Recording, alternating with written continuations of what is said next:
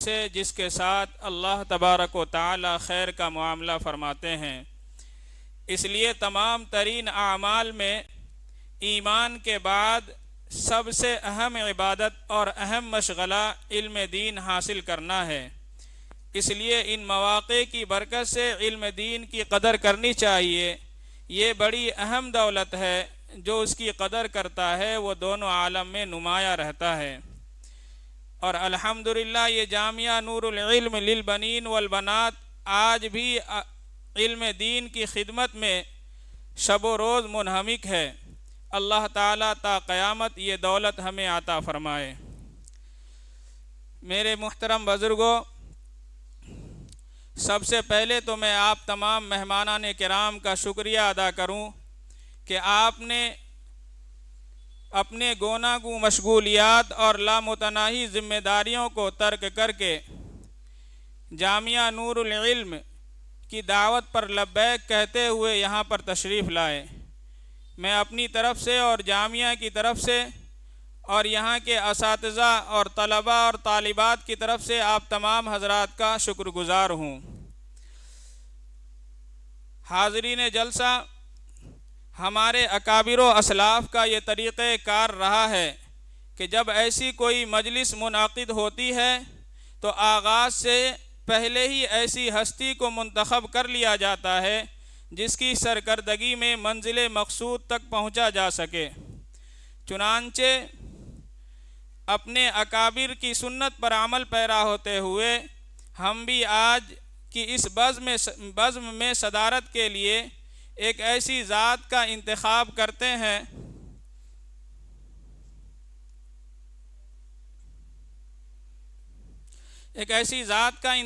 کرتے ہیں جو فکر و دانائی، فہم و تدبر و کمالات و ظاہری و باطنی اور علم اور زہد و تقوی کے حسین و حکیم سنگم ہے۔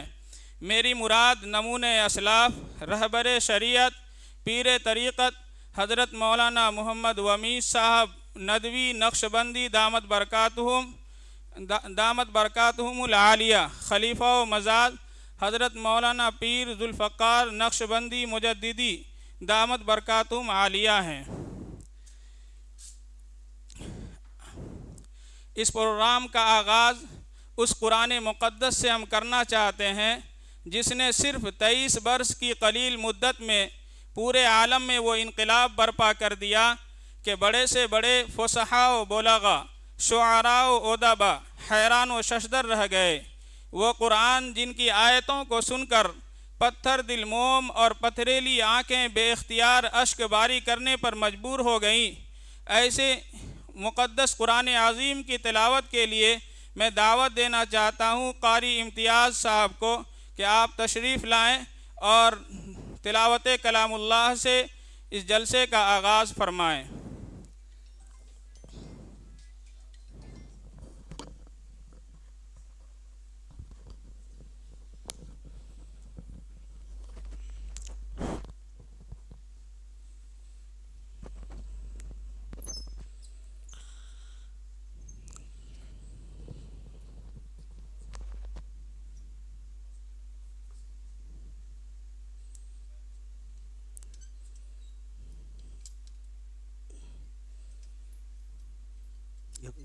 ڈھیلا ہو رہا۔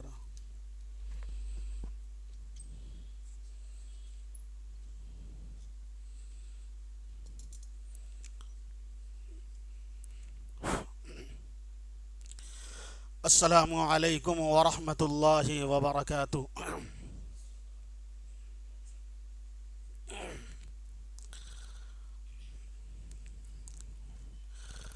اعوذ باللہ من الشیطان الرجیم،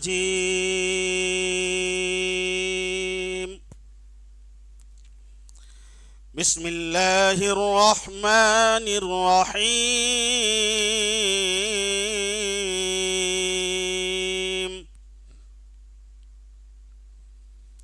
وقال الذين كفروا لا تسمعوا لهذا القرآن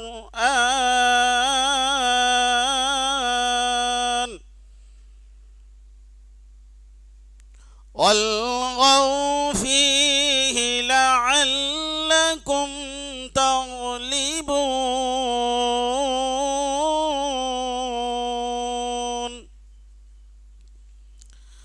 فلنذيقن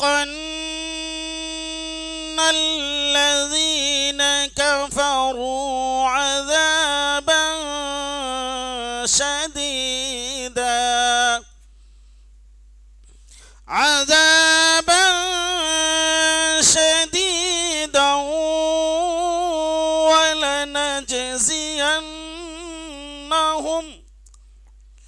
ولنجزينهم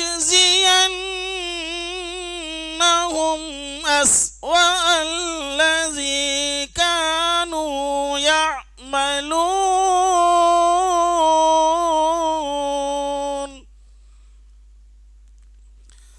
ذلك جزاء أعداء الله النار لهم فيها دار الخلد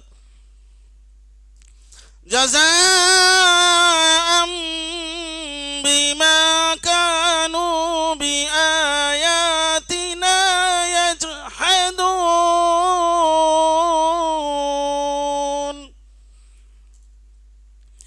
إن الذين قالوا ربنا الله ثم استقاموا تتنزل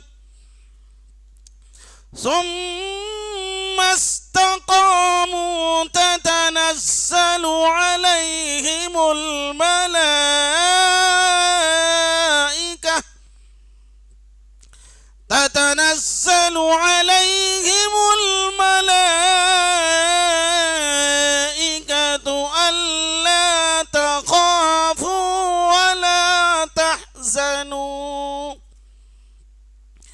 ألا تخافوا ولا تحزنوا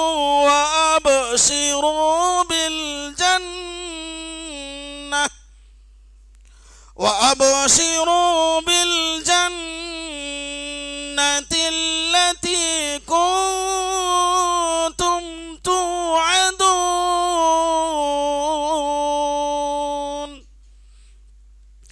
نحن أولياؤكم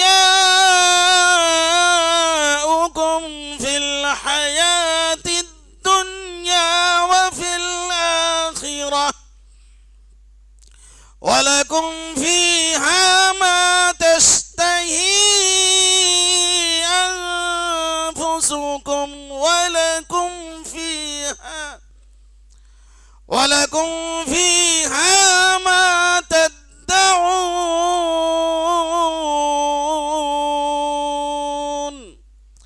نزلا من غفور رحيم صدق الله العظيم.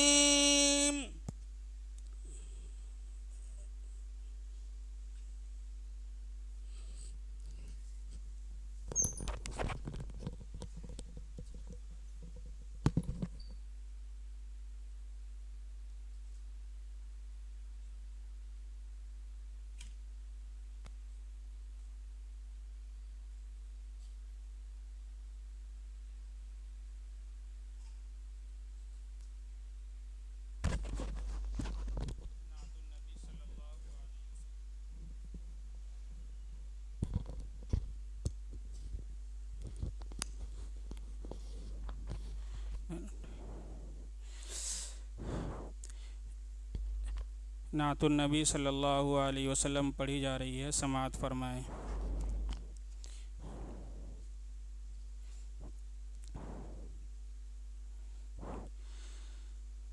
شان رسالت ہم سے نہ پوچھو، شان رسالت ہم سے نہ پوچھو، پوچھو پوچھو قرآن سے رب کی عنایت ہم سے نہ پوچھو، رب کی عنایت ہم سے نہ پوچھو، پوچھو پوچھو قرآن سے شان رسالت ہم سے نہ پوچھو، نور محمد پہلے بنا پھر، نور محمد پہلے بنا پھر، آدم کی تخلیق ہوئی، یہ اولیت ہم سے نہ پوچھو، یہ اولیت ہم سے نہ پوچھو، پوچھو پوچھو قرآن سے شان رسالت ہم سے نہ پوچھو، پوچھو پوچھو قرآن سے۔ ثم دنا فتدلی دیتا، ثم دنا فتدلی دیتا، قاب قوسین او ادنا، شان رفعت ہم سے نہ پوچھو، شان رفعت ہم سے نہ پوچھو، پوچھو پوچھو قرآن سے شان رسالت ہم سے نہ پوچھو، پوچھو پوچھو قرآن سے۔ رب کے حکم سے مکہ چھوڑا، رب کے حکم سے مکہ چھوڑا، طیبہ نگر آباد کیا، رب کے حکم سے مکہ چھوڑا، طیبہ نگر آباد کیا، واقع ہجرت ہم سے نہ پوچھو، پوچھو پوچھو قرآن سے شان رسالت ہم سے نہ پوچھو، پوچھو پوچھو قرآن سے۔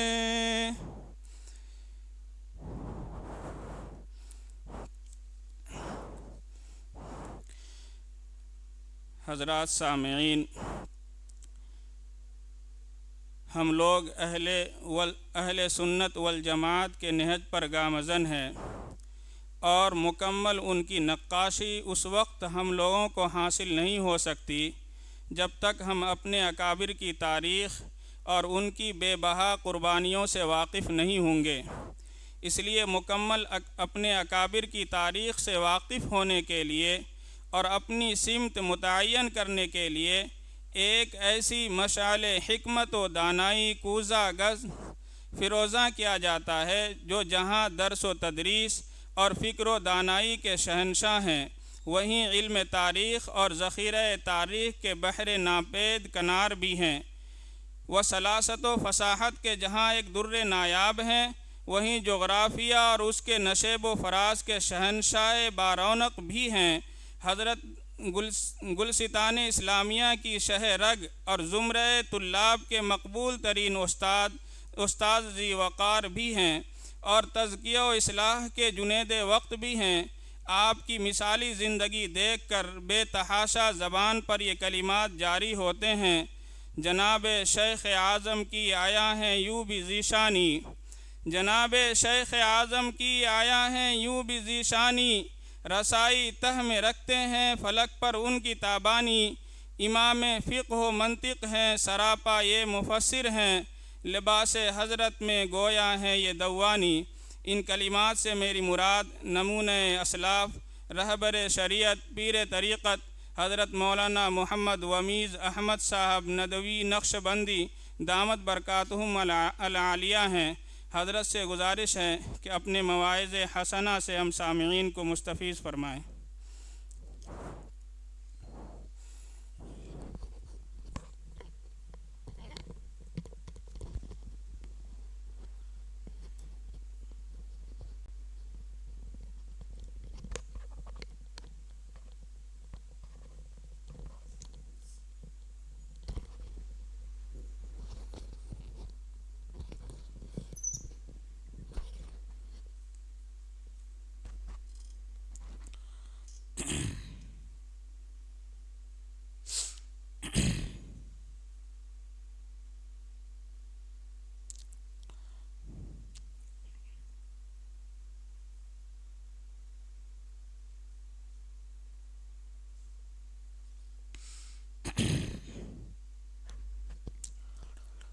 الحمد لله نحمده ونستعينه ونستغفره ونؤمن به ونتوكل عليه ونعوذ بالله من شرور أنفسنا ومن سيئات أعمالنا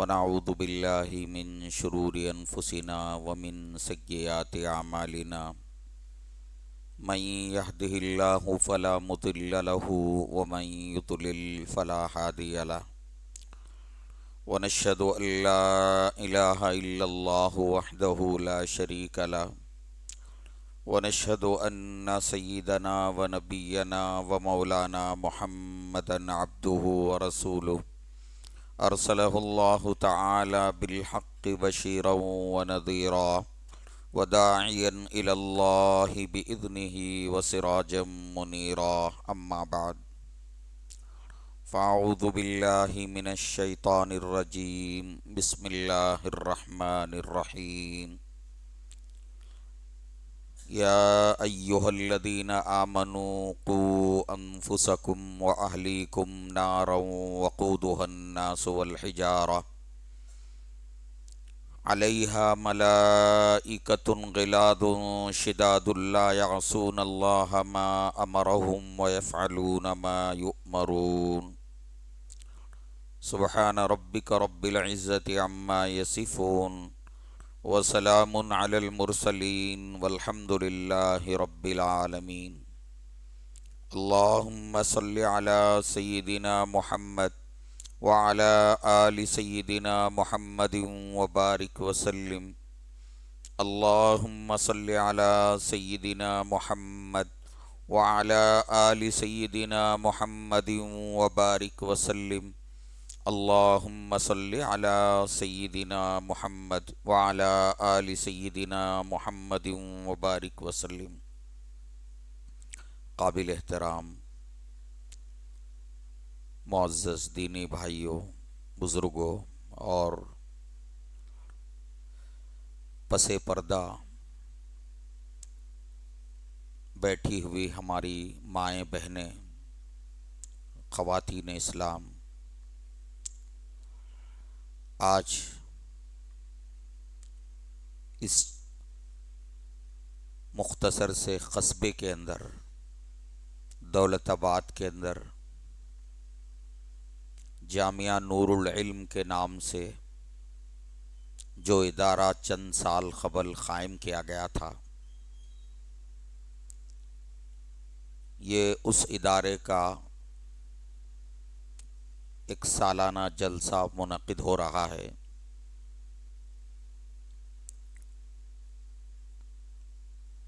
اللہ کے کرم سے، اللہ کے فضل سے اور اس ادارے کے ذمہ داروں کے اخلاص اور استقامت کی برکت سے آج ماشاء اللہ محض چند سالوں کے اندر ایک بڑی تعداد بچوں کی حفظ قرآن کی تکمیل کی سعادت حاصل کر رہی ہے۔ یہ اللہ کا بے پناہ فضل و کرم ہے، اور یہ اس بات کی علامت ہے کہ جو کام اخلاص کے ساتھ شروع کیا جاتا ہے اور پھر اس کے اندر استقامت ہوتی ہے تو اللہ تبارک و تعالیٰ اس کام کو شرف قبول عطا فرما کر اس کے نتائج و ثمرات کو ظاہر فرماتے۔ یہ اللہ کا نظام اور دستور ہے کہ اخلاص کے ساتھ کیا جانے والا کام ضرور اپنا اثر دکھاتا ہے۔ یہاں ماشاء اللہ شعبہ حفظ کی شکل میں، شعبہ ناظرہ کی شکل میں بنیادی شعبوں کا نظم بھی ہے اور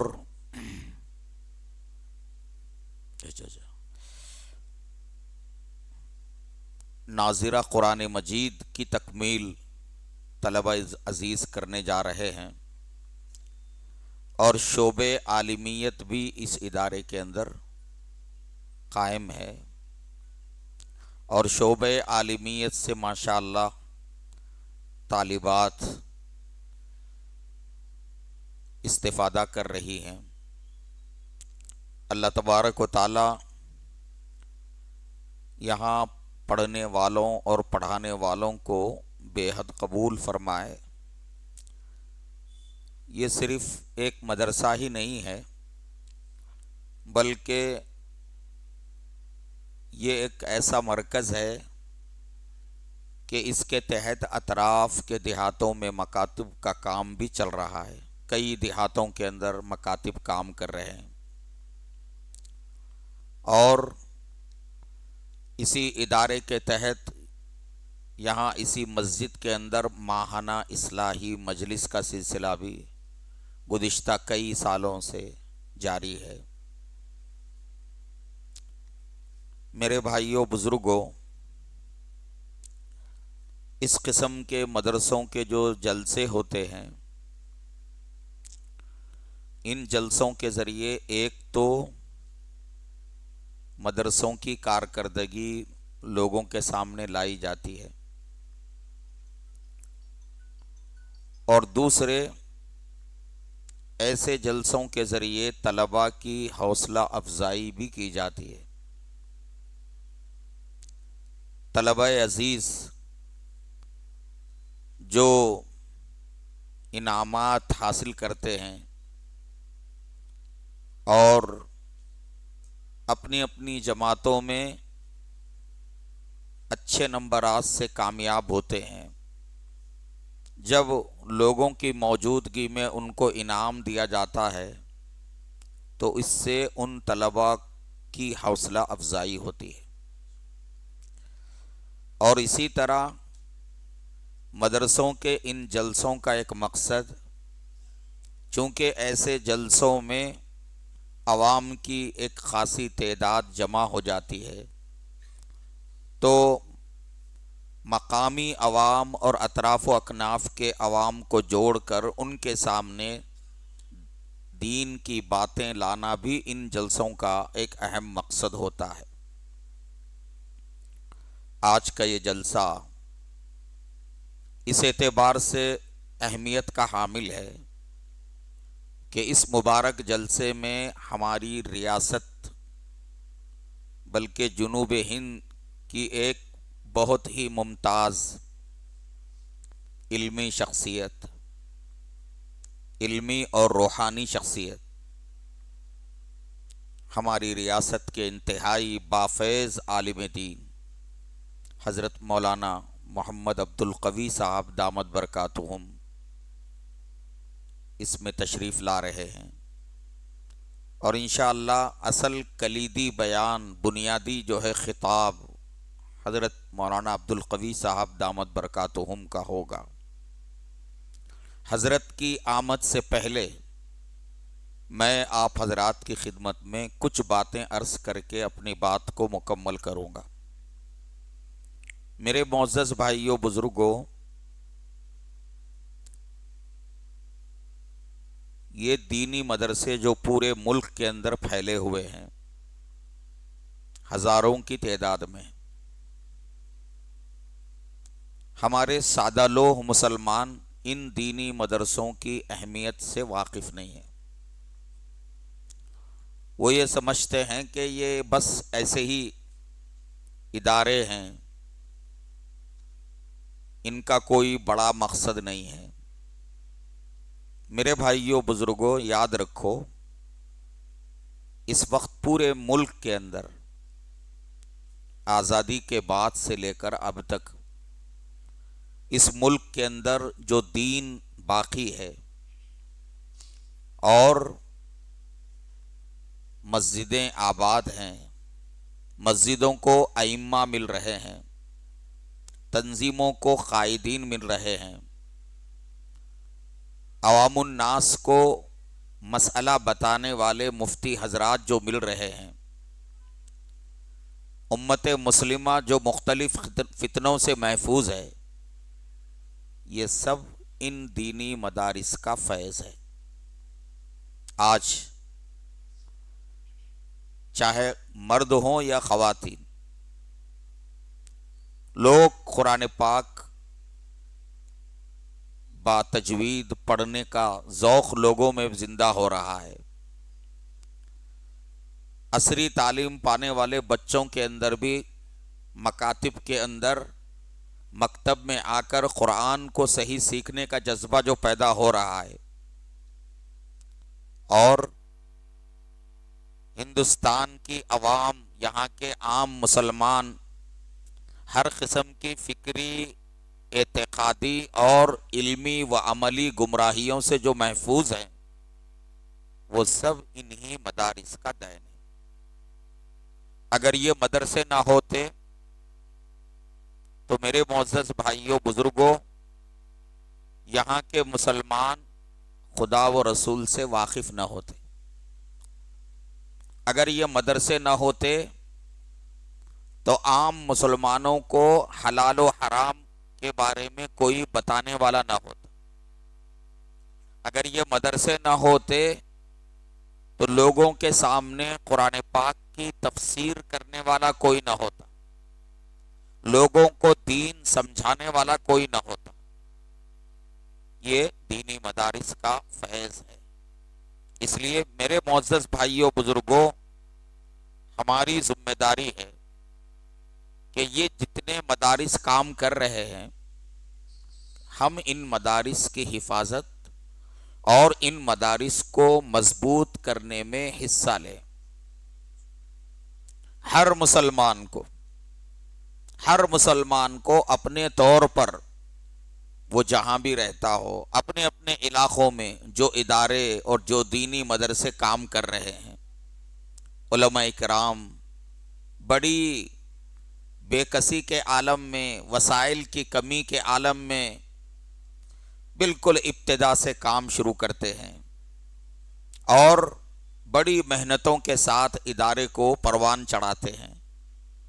تو یہ مدرسہ قائم کرنے والے ان علماء کرام کی بے انتہا قربانی ہے۔ اس لیے ہماری ذمہ داری ہے کہ ہم ان مدارس کو مستحکم کرنے کی فکر کریں، ان کو مضبوط کرنے کی فکر کریں۔ اپنے سے جو کچھ ہو سکتا ہو تعاون کرنا بھی نہ بھولیں، اور ان مدارس کو مضبوط کرنے کی سب سے بہتر شکل کیا ہے؟ اپنے بچوں کو ان مدارس میں داخلہ دلائیں۔ ہمارے بچے حافظ قرآن بنیں، عالم دین بنیں گے تو انشاءاللہ وہ خود بھی دین پر جمے رہیں گے اور اپنے خاندان اور اپنی بستی اور اپنے علاقے کے لوگوں کو بھی دین سمجھا سکیں گے۔ ہر بندے کو یہ فکر ہونی چاہیے کہ میرا کم از کم ایک بچہ میرا حافظ قرآن بنے، عالم دین بنے۔ آج آپ کے اسی شہر کے اندر، دولت آباد کے اندر، مسلمانوں کی اچھی خاصی تعداد ہے ماشاءاللہ۔ یہاں مکتب کے اندر بھی بڑی تعداد میں بچے آ رہے ہیں، اور لڑکیوں کے لیے جو دینی مدارس کا نظام، جو عالمیت کا نظام یہاں چل رہا ہے، ماشاءاللہ بڑی تعداد میں لڑکیاں بھی علم دین سے آراستہ ہو رہی ہیں۔ لیکن ضرورت اس بات کی ہے کہ بستی کے اعتبار سے ہر گھر کا بچہ، ہر گھر کا بچہ اس ادارے سے فائدہ اٹھائے اور اس ادارے سے علم کی پیاس بجھائے۔ اس کی فکر جو ہے ہم میں سے ہر ایک کو کرنا چاہیے۔ دینی اداروں کو اپنے بچوں کے ذریعے مستحکم کریں، دینی اداروں کو اپنے مفید مشوروں کے ذریعے مستحکم کریں، دینی اداروں کو اپنے مالی تعاون کے ذریعے مستحکم کریں، الغرض جس اعتبار سے ہم دینی اداروں کا تعاون کر سکتے ہوں اس میں بالکل کمی اور کوتاہی نہ کریں۔ دوسری گزارش اور دوسری بات آپ تمام بھائیوں اور بہنوں کی خدمت میں یہ ہے کہ بھائی مدرسوں میں چھوٹے چھوٹے بچے پڑھنے کے لیے آتے ہیں، اور مدرسوں میں پڑھنے والے بچے کتنے ہیں؟ پورے ملک کے اندر 4 یا 5% بھی نہیں ہیں مسلمان بچے جو مدرسوں میں پڑھتے ہوں۔ بقیہ 90% سے زائد ہمارے بچے اسکولوں میں پڑھتے ہیں، کالجوں میں پڑھتے ہیں،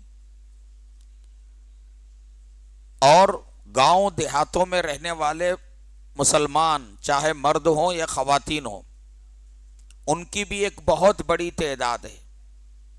امت کا ایک بہت بڑا طبقہ دین کے ضروری علم سے محروم ہے۔ تو میرے بھائیوں، ہماری ذمہ داری ہے کہ ہم بھی دین کا ضروری علم حاصل کریں۔ یہ مدرسے بچوں کے لیے ہیں، اور یہاں تھوڑی تعداد جو ہے علم دین حاصل کر رہی ہے، لیکن ہر نوجوان کے لیے اور ہر بڑے فرد کے لیے، ہر مرد کے لیے اور ہر عورت کے لیے، چاہے عمر کے کسی بھی مرحلے میں ہو، ہر ایک کے لیے ضرورت کے بقدر علم حاصل کرنا فرض ہے۔ اس لیے کہ علم کے بغیر ہم دین پر نہیں چل سکتے۔ مجھے اگر دین کا صحیح علم ہوگا تو میں صحیح عمل کر سکوں گا، اور اگر مجھے دین کا صحیح علم نہ ہو تو ظاہر بات ہے میں دین پر صحیح عمل نہیں کر سکتا۔ نماز بالغ ہونے کے بعد ہر کسی پر نماز فرض ہے، ہر کسی پر، مرد ہو خواتین ہو۔ نماز شب و روز میں 5 مرتبہ نماز فرض ہے، لیکن نماز صحیح ادا کرنے کے لیے نماز کے مسائل کا جاننا ضروری ہے۔ اگر کسی کو نماز کے مسائل معلوم نہ ہو تو وہ نماز میں غلطی کرے گا۔ وضو صحیح ہونے کے لیے وضو کے مسائل جاننا ضروری ہے۔ غسل صحیح ہونے کے لیے غسل کے مسائل جاننا ضروری ہے۔ پاکی اور ناپاکی کے مسائل جاننا ضروری ہے۔ نماز درست ہونے کے لیے نماز کے اندر پڑھی جانے والی تمام دعائیں یاد رکھنا ضروری ہے۔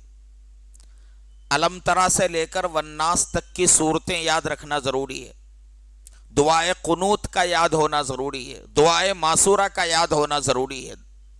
التحیات تشہد کا یاد ہونا ضروری ہے۔ نماز میں کتنی چیزیں فرض ہیں وہ معلوم ہونا ضروری ہے۔ کن چیزوں سے نماز فاسد ہوتی ہے، ٹوٹ جاتی ہے، وہ معلوم ہونا ضروری ہے۔ اور کن چیزوں سے، کون سی غلطی کرنے سے سجدے سہو واجب ہوتا ہے وہ معلوم ہونا ضروری ہے۔ ان تمام مسائل کے جانے بغیر ظاہر ہے کہ ایک مسلمان نماز صحیح ادا نہیں کر سکتا۔ قرآن پاک کو درست کرنا اور قرآن پاک کو تجوید کے ساتھ پڑھنا ہر مسلمان کی ذمہ داری ہے، چاہے مرد ہو یا خواتین ہو۔ ہم یہ جو سمجھے ہوئے ہیں کہ دین کا علم حاصل کرنا صرف مدرسے میں پڑھنے والے بچوں کا کام ہے، ہمارے جو بچے مدرسوں میں نہیں پڑھتے، کالجوں میں پڑھ رہے ہیں، یا ہمارے بڑی عمر کے جو احباب ہیں یا ہماری مائیں بہنیں ہیں، ان کو جو ہے نا علم حاصل کرنا ان کے لیے ضروری نہیں ہے، یہ بہت بڑی غلط فہمی ہے۔ میرے بھائیوں، اس غلط فہمی کو دور کرنا ضروری ہے۔ بقدر ضرورت علم حاصل کرنا فرض قرار دیا گیا ہے۔ طلب العلم فریضۃ علی کل مسلم، ہر مسلمان مرد و خاتون پر بقدر ضرورت علم کا حاصل کرنا فرض ہے۔ فرض کسے کہتے ہیں؟ جیسے نماز فرض ہے، اگر آپ نماز نہیں پڑھو گے تو اللہ کے یہاں سزا دی جائے گی. اسی طرح ضرورت کے بقدر، یعنی اتنا علم کہ آدمی دین پر چل سکے، یہ فرض ہے. اگر کوئی یہ علم حاصل نہیں کرتا ہے اور اس کی وجہ سے وہ دین پر عمل کرنے میں غلطی کرتا ہے، کوتاہی کرتا ہے، تو کل قیامت کے دن اس سے پوچھ ہوگی. میرے بھائیوں بزرگوں، ہمارے کالجوں میں پڑھنے والے بچے، ہمارے نوجوان، ان کی دین کے بارے میں معلومات بہت کم ہیں. بہت سے بچوں کو، نوجوان جو ہے ہمارے بڑوں بچوں کو نبی پاک صلی اللہ علیہ وسلم کی والدہ کا نام نہیں معلوم ہے، نبی صلی اللہ علیہ وسلم کے والد ماجد کا نام نہیں معلوم ہے، نبی صلی اللہ علیہ وسلم کی ازواج مطہرات جو ہماری مائیں ہیں ان کا نام نہیں معلوم ہے، نبی صلی اللہ علیہ وسلم کے کتنے چچا تھے ان کے نام نہیں معلوم ہے، نبی صلی اللہ علیہ وسلم کون سے شہر میں پیدا ہوئے نہیں معلوم ہے، نبی صلی اللہ علیہ وسلم نے کب جو ہے مکے سے مدینہ ہجرت فرمائی نہیں معلوم ہے. اچھے اچھے لوگوں کو، حالانکہ ہم ان کے امتی ہیں، ان کے نام لیوا ہیں. یہ کس قدر افسوس کا مقام ہے کہ جس نبی کے ہم نام لیوا ہیں اور جن کے ذریعے سے ہمیں کل آخرت میں کامیابی ملے گی، ہمیں اس نبی، اس محبوب نبی صلی اللہ علیہ وسلم کے تعلق سے جو بنیادی معلومات ہونی چاہیے وہ نہیں ہے. بچے جوان ہو گئے، ان کو وضو کے فرائض نہیں معلوم ہے، انہیں غسل کے اندر کتنے فرائض ہیں اس کا علم نہیں ہے. یہ صورتحال آج عام ہے، ہر گھرانے میں یہ صورتحال ہے. تو اس کے لیے میرے معزز بھائیوں بزرگوں، دوسری گزارش آپ سب کی خدمت میں یہ ہے کہ ہم خود بھی ضرورت کے بقدر علم حاصل کرنا شروع کر دیں. نوجوان ہوں، بوڑھے ہوں، مرد ہوں، خواتین ہوں، ہم خود بھی علم حاصل کرنے لگے. نبی صلی اللہ علیہ وسلم کی سیرت معلوم کریں، قرآن پاک صحیح تجوید سے پڑھنا شروع کریں اور سیکھنا شروع کر دیں.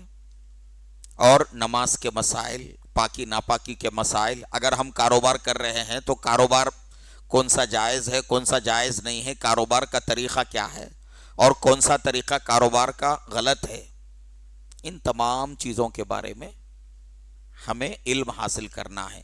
ماؤں بہنوں سے بھی ہماری گزارش ہے، یہاں مدرسے کے اندر جہاں بچیاں پڑھ رہی ہیں، طالبات علم حاصل کر رہی ہیں، وہیں بڑی عمر کی خواتین کے لیے بھی یہاں ایک کورس بنایا گیا ہے جس میں ان کی ضرورت کی چیزیں پڑھائی جاتی.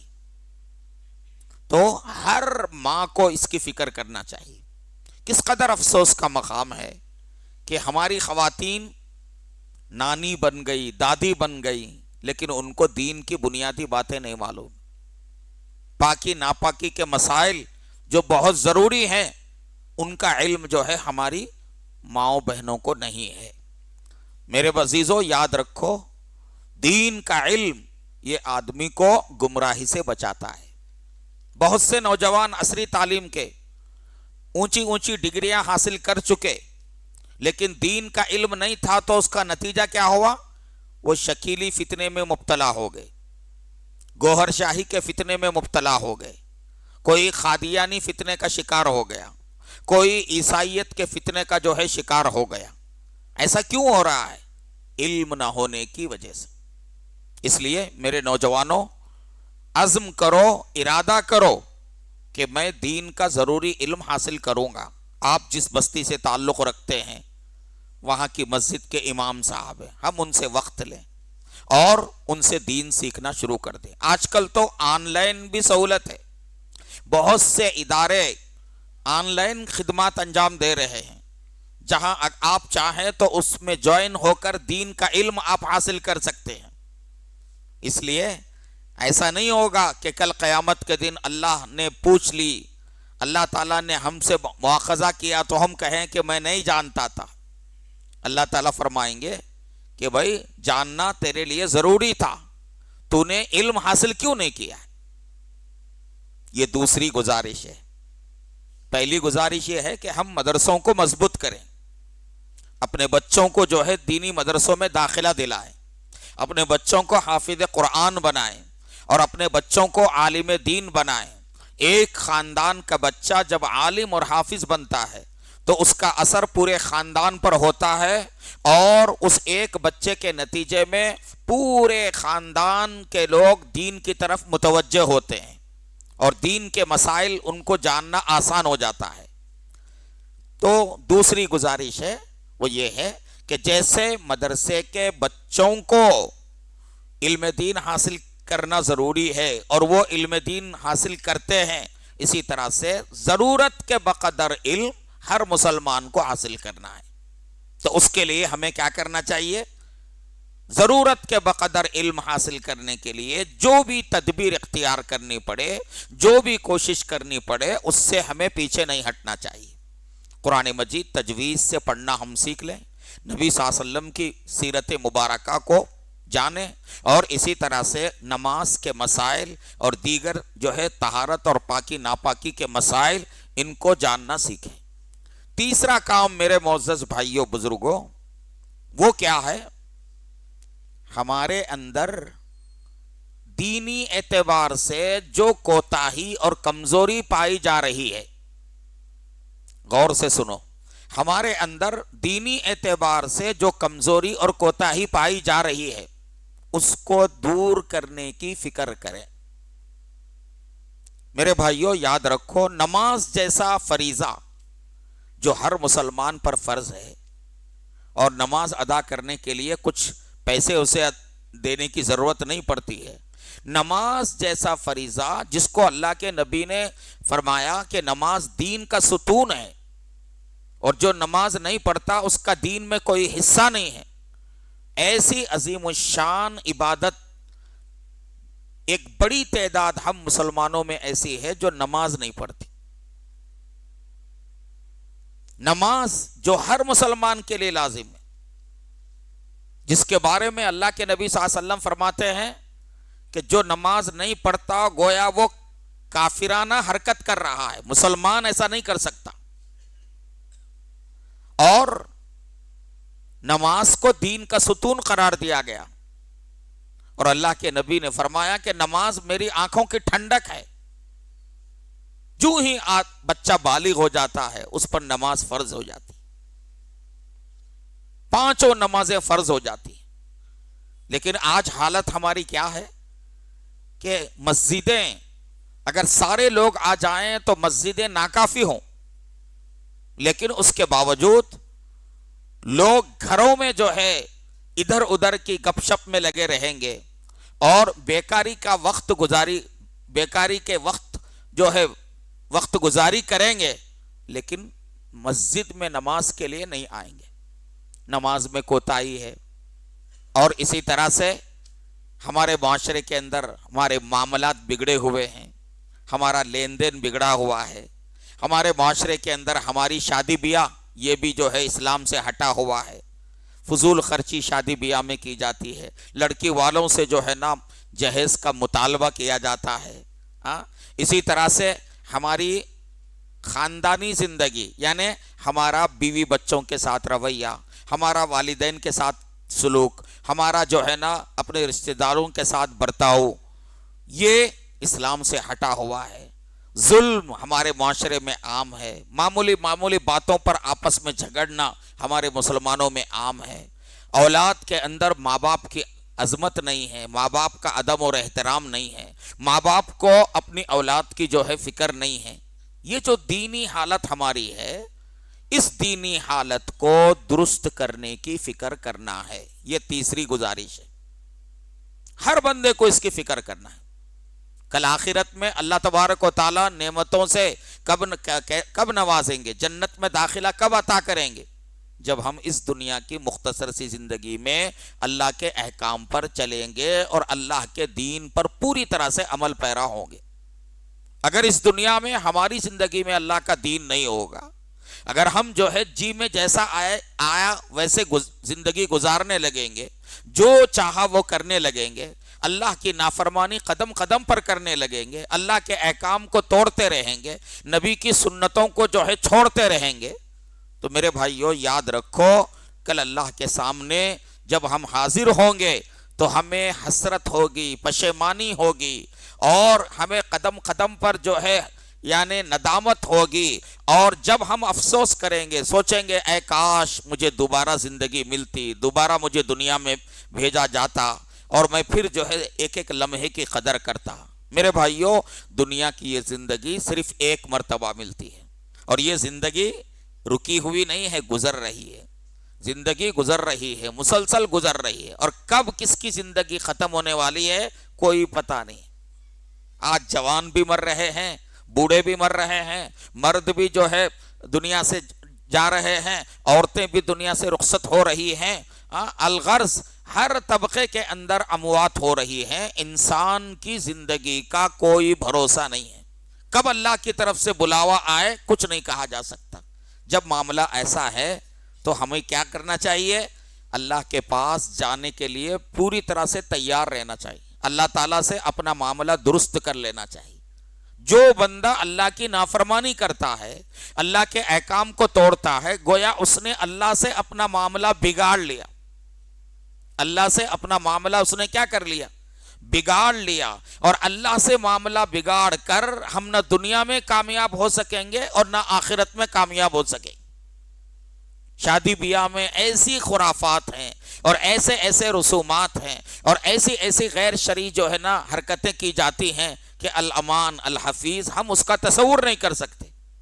اللہ کے نبی نے شادی کو بالکل سادی کرنے کا حکم فرمایا، شادی کو اللہ کے نبی نے آسان سے آسان بنایا، لیکن ہم نے اس کو اتنا جو ہے اس قدر مہنگی کر دیا اور اتنا جو ہے اخراجات سے بوجھل بنا دیا کہ شادی کرنا آج کے مسلمانوں کے لیے ایک مصیبت بن گئی۔ لڑکی والوں سے مطالبہ کرنا عام ہو گیا۔ میرے عزیزوں، بزرگوں، بھائیوں، تو عرض کرنے کا مطلب یہ ہے کہ دینی اعتبار سے ہمارے اندر جو جو کمزوریاں پائی جاتی ہیں، پائی جا رہی ہیں، اور جو کوتاہیاں ہم سے ہو رہی ہیں، اس کی تلافی کی ہم کو فکر کرنا ہے، اور جو زندگی اللہ نے مجھے اور آپ کو عطا فرمائی ہے، اس مختصر سی زندگی کو اپنی آخرت سنوارنے کے لیے استعمال کرنا ہے۔ اللہ نے یہ زندگی اس لیے نہیں دی کہ کھائیں پئیں اور وقت گزاریں۔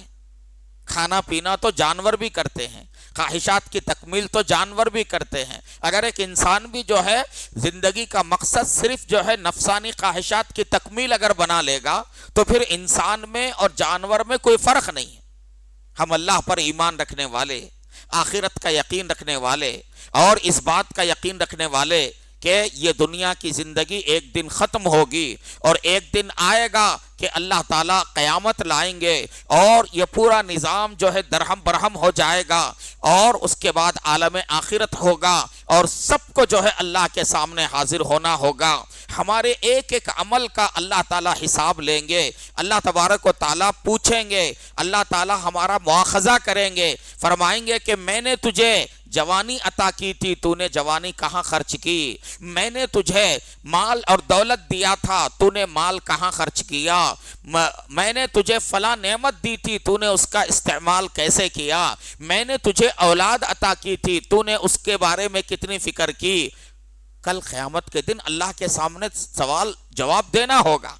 اس کے لیے میرے بھائیوں، ہر ساتھی کو اپنی فکر کرنا ہے، اپنی فکر کرنا اور اپنے ماتحتوں کی فکر کرنا، یہ ہماری اولین ذمہ داری ہے۔ ہر ساتھی کو اس کی فکر کرنا ہے، اس کے لیے اللہ والوں کی مجلسوں میں شرکت کرنا، اور اسی طرح سے جو ہے دین کی باتیں بار بار سنتے رہنا، علماء کرام کی محفلوں میں مجلسوں میں شرکت کرنا، تاکہ ہمیں آخرت کی یاد تازہ ہوتی رہے اور ہمارے اندر عمل کا جذبہ پیدا ہوتا رہے۔ یہ تیسری چیز ہے۔ پہلی چیز مدرسوں میں اپنے بچوں کو داخلہ دلانا اور مدرسوں کو مضبوط کرنے کی فکر کرنا، اور دوسری بات بقدر ضرورت علم حاصل کرنا ہر بندہ۔ تیسری بات یہ بتائی گئی تھی کہ دینی اعتبار سے ہمارے اندر جو کوتاہیاں، کمزوریاں، خامیاں پائی جاتی ہیں اس کو دور کرنے کی فکر کرنا۔ چوتھی بات میرے بھائیوں، بزرگوں، آپ سب کی خدمت میں اور ماؤں بہنوں کی خدمت میں وہ یہ ہے کہ اللہ نے آپ کو جو اولاد عطا فرمائی ہے، یہ اولاد اللہ کی امانت ہے۔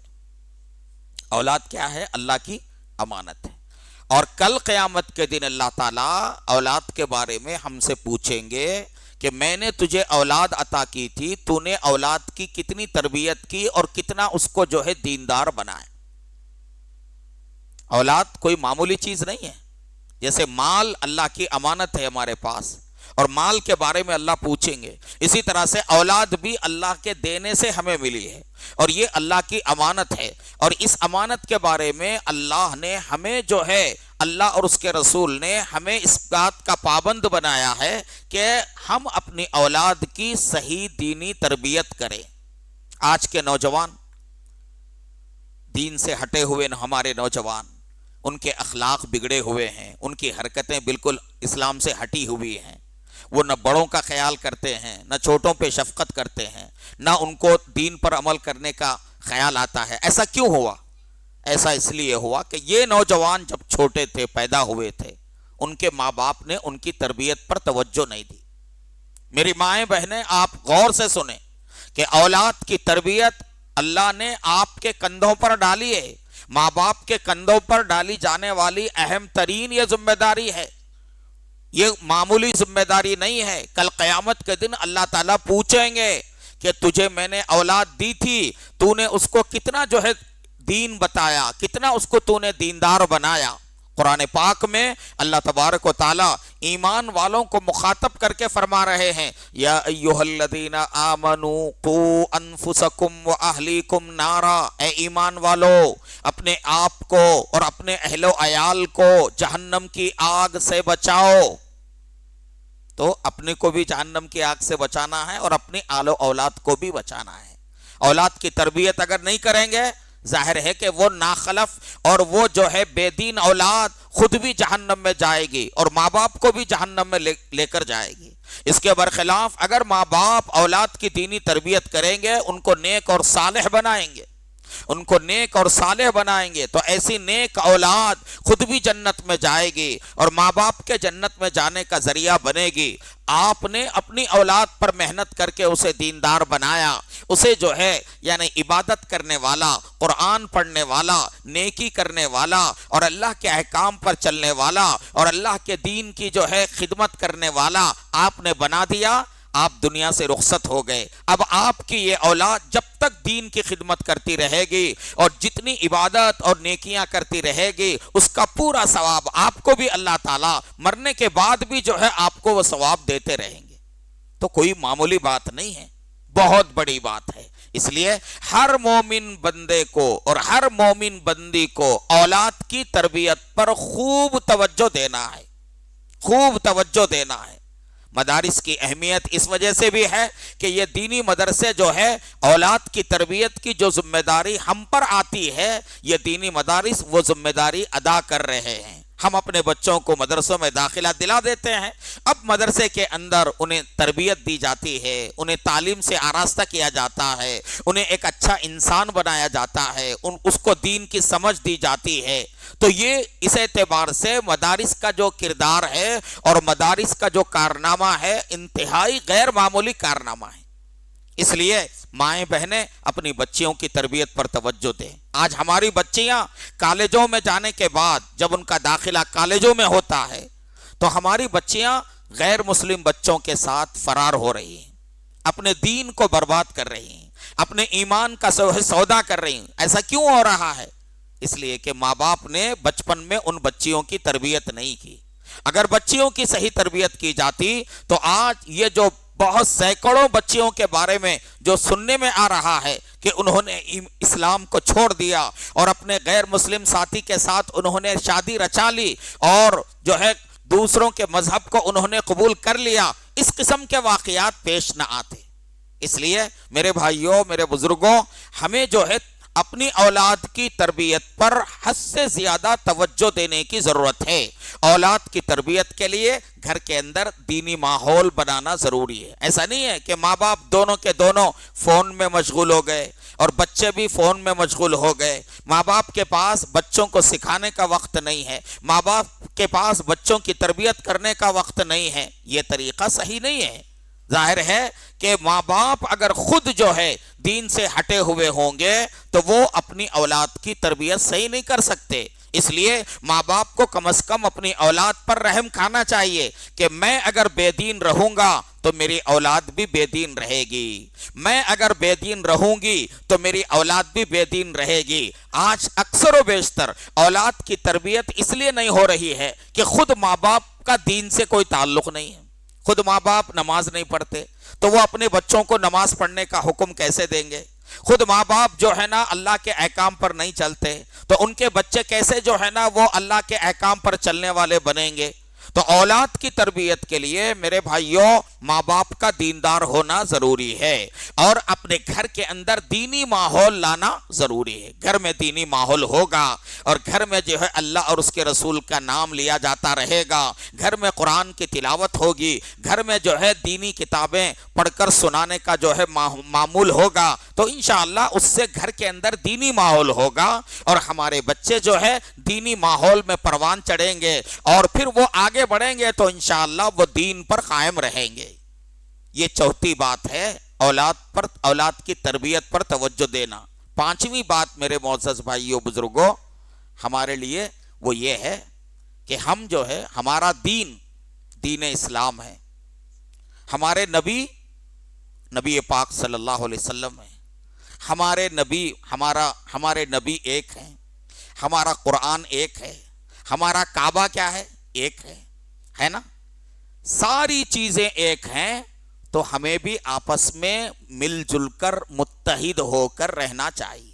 ہر مسلمان دوسرے مسلمان سے محبت کرنے والا, ہر مسلمان دوسرے مسلمان کے ساتھ خیر خواہی کرنے والا, ہر مسلمان دوسرے مسلمان کے ساتھ بھلائی کرنے والا. آپس میں اگر ہم بٹیں گے, یہ اس سے نفرت کر رہا ہے, وہ اس سے نفرت کر رہا ہے, یہ اس کی توڑ میں ہے اور وہ اس کی توڑ میں ہے, ہر بندہ دوسرے کے خلاف سازش کر رہا ہے, ہر بندہ دوسرے کی غیبت کر رہا ہے, دوسرے کی پیٹھ پیچھے برائی کر رہا ہے, ایسے کاموں میں ہم رہیں گے تو میرے بھائیوں یاد رکھو ہم کمزور پڑ جائیں گے. کیا ہو جائیں گے؟ کمزور پڑ جائیں گے. 5 وقت ہم نماز مسجد میں پڑھتے ہیں. اللہ تعالیٰ چاہتے تو یہ بھی کہہ دیتے کہ بھائی ہر بندہ اپنے اپنے گھر میں نماز پڑھ لے 5 نمازیں, لیکن ایسا نہیں رکھا گیا. اس کے لیے مسجد میں آنا ضروری قرار دیا گیا. دن میں 5 مرتبہ ہم مسلمان اللہ کے گھر میں آ کر کندھے سے کندھا لگا کر بالکل ایک ساتھ کھڑے ہوتے ہیں. ایسا کیوں کرایا جا رہا ہے؟ تاکہ ہمارے دلوں میں محبت آ جائے, تاکہ ہمارے اندر اتحاد پیدا ہو جائے اور تاکہ ہمارے دلوں کے اندر دوسروں کے تعلق سے ہمدردی اور خیرخواہی کا جذبہ آئے. میرے بھائیوں بزرگوں یاد رکھو آپس میں پھوٹ ڈالنا, ایک مسلمان کو دوسرے مسلمان کے خلاف جو ہے اکسانا اور اس کو نقصان پہنچانا, مسلمانوں کی صفوں کے اندر جو ہے نا شگاف ڈالنا, اس کے اندر مسلمانوں میں تفریقہ پیدا کرنا, یہ اللہ اور اس کے رسول کی نگاہوں میں سخت ناپسندیدہ ہے. یہ بہت بڑا جو ہے گناہ ہے. اللہ نے قرآن میں صاف فرمایا وَاعْتَصِمُوا بِحَبْلِ اللَّهِ جَمِيعًا کہ تم سب مل کر اللہ کی رسی کو مضبوطی سے پکڑو. اللہ کی رسی کو سب مل کر مضبوطی سے پکڑو. وَلَا تَفَرَّقُوا آپس میں تفریقہ مت ڈالو, پھوٹ مت ڈالو. اس لیے میرے بھائیوں بزرگوں ہمیں کیا کرنا چاہیے؟ ایک دوسرے کے ساتھ اتحاد کے ساتھ ہمیں رہنا چاہیے, ایک دوسرے سے محبت ٹوٹ کر کرنا چاہیے. ہر مسلمان دوسرے مسلمان کا خیر خواہ ہونا چاہیے. ہم اپنے رشتہ داروں کے ساتھ اچھا برتاؤ کریں, ہم اپنے اہل محلہ کے ساتھ اچھا برتاؤ کریں, اور کسی پر کوئی مصیبت آئے تو دوسرے لوگ اس کا ساتھ دیں, اس کی مدد کریں. الغرض قدم قدم پر مسلمانوں کو ایک دوسرے کے ساتھ مل جل کر رہنا ہے, ایک دوسرے کے ساتھ متحد ہو کر رہنا ہے. جب نماز کا وقت آتا ہے, نماز میں جب ہم کھڑے ہوتے ہیں, کہیں کا بھی مسلمان ہو, سب کا رخ کس طرف ہوتا ہے؟ کعبے کی طرف ہوتا ہے نا. ساری دنیا کے مسلمان کعبے کی طرف رخ کرتے ہیں. تو اس کے ذریعے ہمیں کیا سکھایا جا رہا ہے؟ ہمیں یہ سکھایا جا رہا ہے کہ مسلمان چاہے کسی بھی ملک کا رہنے والا ہو, کسی بھی علاقے کا رہنے والا ہو، کسی بھی خاندان سے تعلق رکھتا ہو، ایک مسلمان آپس میں محبت کے ساتھ رہتے ہیں۔ مسلمانوں میں اتحاد جو ہے وہ ان کی خاص جو ہے نا خصوصیت ہے کہ مسلمانوں کا کلمہ ایک ہے، ان کے نبی ایک ہیں، ان کی کتاب ایک ہے، ان کا کعبہ ایک ہے۔ سارے مسلمان ایک ساتھ نماز پڑھتے ہیں، ایک ساتھ جو ہے شب و روز میں 5 مرتبہ جو ہے صف میں کھڑے ہوتے ہیں، صف میں سب برابر ہیں، کوئی آدمی جو منسٹر ہے، کوئی عام آدمی ہے، کوئی جو ہے بادشاہ ہے، کوئی عام جو ہے بندہ ہے، سب اسی صف میں کھڑے ہوں گے۔ ایسا نہیں ہے کہ حکمران اگر ہے، وزیر اگر ہے تو اس کے لیے الگ سے جگہ بنائی جائے گی اور وہ بالکل جو ہے الگ ہوگا، سب کے سب ایک ہی صف میں کھڑے ہوتے ہیں۔ تو اس کے ذریعے سے میرے بھائیوں یہ سبق دیا جا رہا ہے کہ ہم اپنی صفوں میں اتحاد پیدا کریں۔ مسلمان لڑتا نہیں، مسلمان ایک دوسرے سے نفرت نہیں کرتا، ہمارے اندر حسد نہیں ہونا چاہیے، ہمارے اندر بغض اور کینہ نہیں ہونا چاہیے۔ آج کل کیا ہے، مسلمانوں کے اندر حسد، بغض، کینہ یہ جو ہے نا بڑھتے چلے جا رہا۔ ایک چھوٹا سا گاؤں ہے، اس میں چند مسلمان ہیں، ان میں بھی آپس میں پھوٹ ہے، ہر ایک دوسرے کی کاٹ میں لگا ہوا رہتا ہے۔ ایک چھوٹی سی بستی میں ایک چھوٹی سی مسجد ہے، ایک مسجد میں پڑھنے والے جو ہے نمازی وہ آپس میں جو ہے متحد نہیں ہے۔ تو یہ ایک بہت بڑی ہماری کمزوری ہے۔ تو اس کے لیے میرے بھائیوں بزرگوں ہمیں اپنے آپسی اتحاد پر توجہ دینا چاہیے۔ ماشاءاللہ آج یہ جامعہ نور العلم اس مدرسے کے بچے جو ہے نا بڑی تعداد میں ناظر قرآن کی تکمیل کی سعادت حاصل کر رہے ہیں، اور ان کو جو ہے اس جلسے کے اندر انعامات سے نوازا جا رہا ہے۔ انعامات آپ کے سامنے موجود ہیں، اور سب سے بڑی خوشی کی بات یہ ہے کہ اس جلسے سے خطاب کرنے کے لیے آج جو ہے ہمارے نہ صرف شہر حیدرآباد بلکہ پوری ریاست اور پورے جنوبی ہند کے اندر جو ہے علم اور عمل اور تقوی اور اخلاص کے اندر ایک امتیازی مقام رکھنے والی ہستی، ہم سب کے جو ہے نا بزرگ اور مربی سرپرست حضرت مولانا محمد عبد القوی صاحب دامت برکاتہم، ناظم ادارہ اشرف العلوم اور بہت سارے اداروں کے جو ہے ذمہ دار ہیں، تنظیموں کے جو ہے ذمہ دار ہیں، ایسی بابرکت ہستی جو ہے آج کے اس اجلاس میں تشریف لائی ہوئی ہے۔ انشاءاللہ اب تھوڑی ہی دیر میں انشاءاللہ حضرت جو ہے یہاں رونق افروز ہوں گے، اور حضرت کا انتہائی بصیرت افروز خطاب ہوگا۔ میرے بھائیوں یاد رکھو، علماء اکرام کی موجودگی اور علماء اکرام کا خطاب، علماء اکرام کا ہمیں تھوڑی دیر کے لیے مستفید کرنا، یہ اللہ کا بہت بڑا انعام ہے۔ اور ایسے جلسوں میں، مجلسوں میں علماء کرام ہمیں جن باتوں کی طرف توجہ دلائیں، ہم ان باتوں پر عمل کا جذبہ لے کر سنیں اور عزم اور ارادہ کریں کہ حضرت کی جو بات ہمارے سامنے آئے گی ہم اس پر عمل کریں گے، اور اپنی زندگی کے اندر تبدیلی لانے کی ہم کوشش کریں گے انشاءاللہ۔ تو یہ جلسہ اختتام تک پہنچنے تک سارے ساتھی جو ہے جڑے رہیں اور نکلنے کی فضا نہ بنائیں۔ حضرت کا خطاب ہوگا اور پھر اس کے بعد یہ انعامات کی جو ہے تقسیم ہوگی، اور پھر عشاء کی نماز کے بعد جلسے کے اختتام پر تمام جو ہے حاضرین کے لیے تناول طعام کا بھی جو ہے اہتمام کیا گیا ہے۔ تو وہ تناول طعام سے فارغ ہو کر ہی آپ حضرات یہاں سے جائیں، اور یاد رکھیں یہ جو جلسہ آپ کے سامنے ہو رہا ہے، اور اس میں جو ہے یہاں کے بچے جو انعامات حاصل کرنے جا رہی ہیں، تو آپ کی ذمہ داری ہے کہ اس پوری بستی کے اندر آپ مدرسے کے تعلق سے لوگوں میں آئے نہیں بھی اس پوری بستی کے اندر مدرسے کے تعلق سے آپ لوگوں میں شعور بیدار کریں، لوگوں کو بتائیں کہ بھئی یہاں دولت آباد میں، اور کون سی مسجد ہے یہ؟ مدینہ مسجد میں، یہاں جو ہے نا مدرسہ چلتا ہے، اور لڑکیوں کے لیے عالم کورس کا انتظام ہے، چھوٹے بچوں کے لیے مکتب کا بھی انتظام ہے، اور بڑی عورتوں کے لیے بھی باقاعدہ ان کے لیے جو ضروری جو ہے دین کی ضروری باتیں ہیں، ان دین کی باتوں کو کیا کیا جاتا ہے، یہاں اس کا ایک باقاعدہ کورس بنایا گیا ہے۔ تو آپ جو ہے اس جلسے کے اندر آپ نے سب کچھ دیکھا ہے، تو اب آپ کی ذمہ داری ہے کہ گاؤں بستی کے اندر ہر ہر گھر میں اس کی اطلاع کی جانی چاہیے. اور آپ کی بستی میں جتنے مسلمان ہیں، کسی بھی مسلمان کے گھر کا کوئی بچہ مکتب کی تعلیم سے محروم نہ رہے، اس کی آپ کو فکر کرنا چاہیے. میرے بھائیو یاد رکھو، ہمارے ملک کے اندر بنیادی طور پر کیا کیا جا رہا ہے؟ ہمارے ملک کے اندر جو فرقہ پرست ہیں یہ کیا چاہتے ہیں؟ یہ چاہتے ہیں کہ اس ملک میں مسلمان اپنے دین سے جو ہے نا بالکل محروم ہو جائیں، اور یہاں بسنے والے مسلمان اپنے بچوں کو جو ہے وہ ہندوانہ تہذیب میں ان کو بالکل جو ہے یعنی رنگ دیں، اور ہندوانہ مشرکانہ جو عقیدے ہیں، ان کے جو نظریات اور خیالات ہیں، یہاں کے مسلمان بھی ان کو اپنائیں. ہمارے بچوں کے ایمان کو ختم کرنے کے لیے میرے بھائیوں نئی تعلیمی پالیسی بنائی گئی، نیو ایجوکیشن پالیسی کے نام سے جو ہے نا 2019 ہی میں نئی تعلیمی پالیسی بنائی گئی ہے، اور وہ اب اس ملک کے مختلف ریاستوں کے اندر اس نئی تعلیمی پالیسی کو جو ہے رائج کیا جا رہا ہے.